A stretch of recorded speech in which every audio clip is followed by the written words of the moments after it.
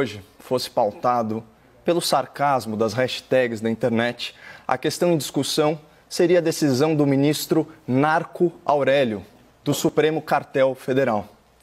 Tão absurda e tão irresponsável foi a soltura de um líder de facção que agora paira sobre a mais alta corte brasileira a gravíssima suspeita de cumplicidade com o crime organizado. Olha que ponto chegamos. Colaborou para essa atmosfera de desconfiança na justiça, a ausência de decoro e a falta de temperança do ministro Marco Aurélio, ao ser questionado pelo jornalismo aqui da CNN Brasil sobre uma dessas coincidências que nos fazem imaginar coisas. Vejam só, até 17 de fevereiro desse ano de 2020, trabalhava no gabinete do ministro um tal doutor Eduardo Ubaldo Barbosa, até então um ilustre desconhecido no meio jurídico. Menos de um mês depois, o site da Receita Federal aponta a abertura de um novo escritório de advocacia lá em Brasília, o Ubaldo Barbosa Advogados, cujos únicos sócios são o próprio doutor Ubaldo Barbosa e a doutora Ana Luísa Gonçalves Rocha.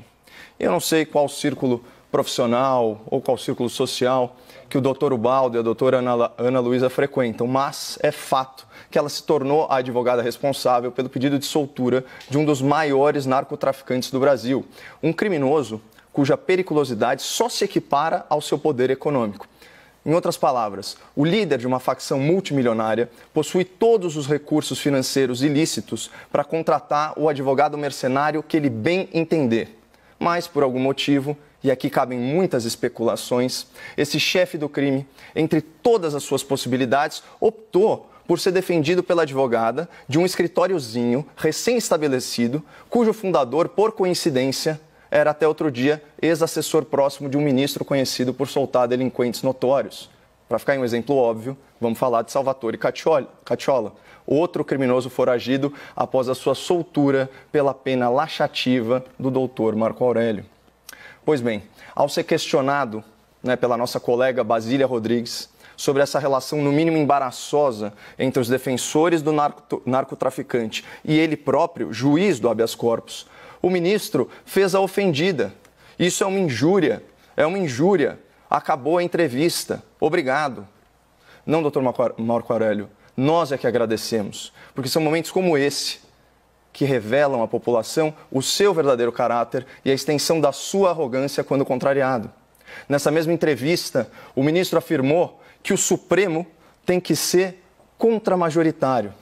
Marco Aurélio deve ser fã do Barão Vermelho, porque ele vive nadando contra a corrente só para exercitar. O problema é que, apesar da sua exacerbada vaidade, Marco Aurélio não é uma estrela como era Cazuza, ele é um juiz.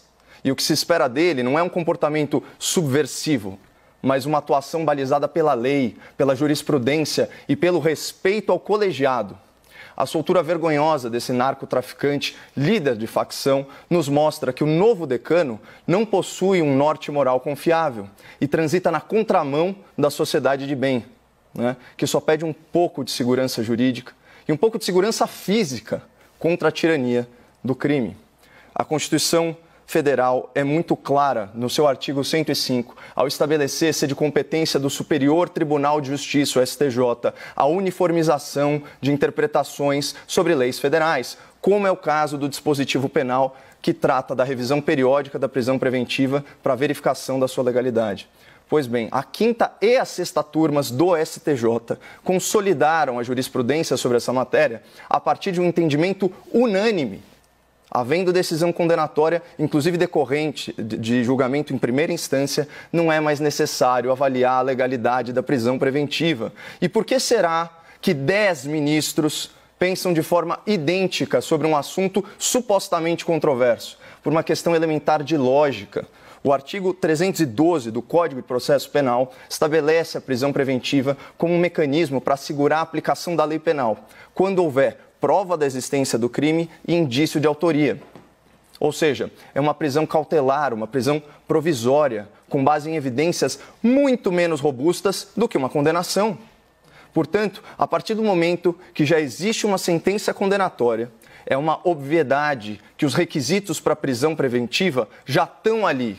Você tira a liberdade do condenado justamente porque depois da sentença, seja de primeiro grau, seja de segundo grau, fica ainda mais explícita a necessidade de garantir a aplicação da lei penal e porque as provas de materialidade, as provas de autoria são ainda mais robustas, embora caiba recurso e a condenação não seja definitiva.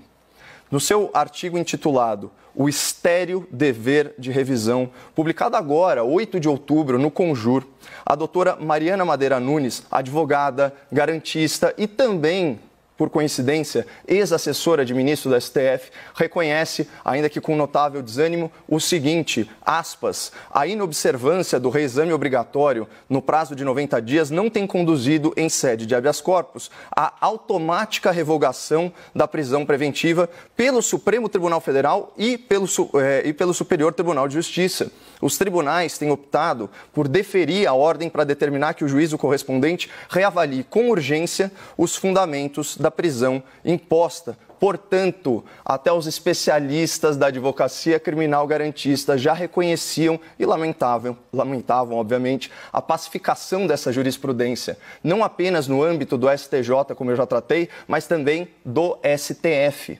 Agora, o mais intrigante é imaginar por qual motivo oculto aos nossos olhos e alheio à nossa compreensão, o Dr. Marco Aurélio, ao invés de aplicar o entendimento dos colegiados superiores, optou por agir de próprio punho, penalizando a sociedade de bem com a soltura de um criminoso perigoso.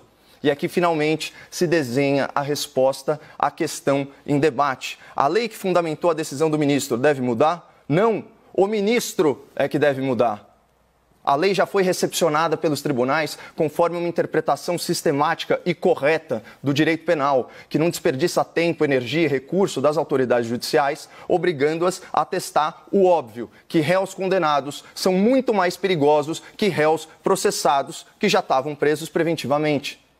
E mesmo que o plenário do Supremo corrija esse erro histórico do novo decano Marco Aurélio, como já está fazendo, nada muda o fato de que o ministro, com a sua decisão monocrática e vou além, egoísta, deixou a sociedade muito menos segura. Talvez por isso, só reste ao povo brasileiro, sempre resiliente, sempre bem-humorado, debochado, togado, subversivo na internet. O tal doutor Marco Aurélio do Supremo Cartel Federal.